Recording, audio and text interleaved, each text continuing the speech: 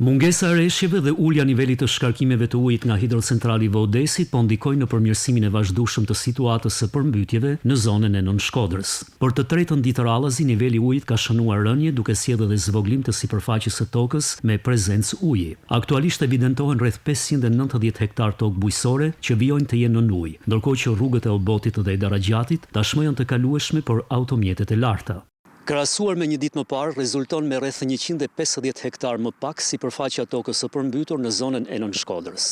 Ndërkohë që rënja e nivelit të ujit është më e dukshme këtu në rrugën e Obotit, e cila nga sot është e qarkullueshme nga mjetet e larta të ushtrisë, me anë të cilave po kryhet transporti i banorëve, por edhe dërgimi i ndihmave ushqimore, ujë të pijshëm dhe i bazës ushqimore për gjën e gjallë. Në njësinë administrative Ana e Malit aktualisht ka prezencë uji në rreth 420 hektar tokë bujqësore. Në Velipoj raportohen rreth 90 hektar, në Dajç 70 hektar, ndërsa në Bërdic rreth 10 hektar vijojnë të jenë ende në ujë. Mjetet dhe strukturat përgjithëse vijojnë të jenë në terren dhe në gatishmëri. Reparti i Këmbësorisë së Veriut po vijon operacionin mbështetës dhe monitorues në fshatin Obot, ku janë angazhuar 15 efektiv dhe 2 mjete me kalueshmëri të lartë.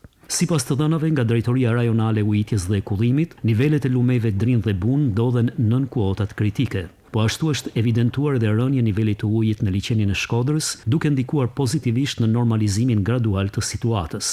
Ndërkohë, sipas të dhënave zyrtare, edhe në territorit e bashkive Vau Idejës, Malësie Madhe, Pug dhe Fusharës, situata paraqitet e qëndrueshme dhe nën kontroll, ndërsa strukturat përgjithëse vijojnë monitorimin e vazhdueshëm.